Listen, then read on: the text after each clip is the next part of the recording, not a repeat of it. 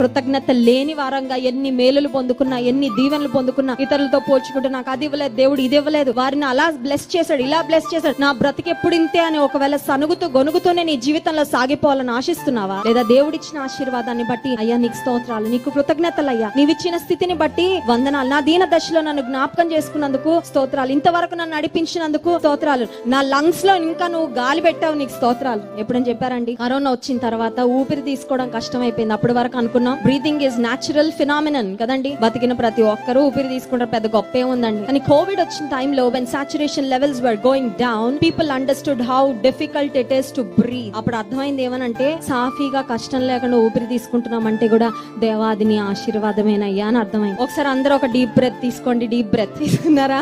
Can you take a deep breath? Lungs నిండా గాలి నిండిందంటే ఏ ఇబ్బంది లేకుండా దేవుని కృప. ఒకసారి థ్యాంక్ యూ జీసస్ చెప్తారండి. హల్లెలూయా. Download Share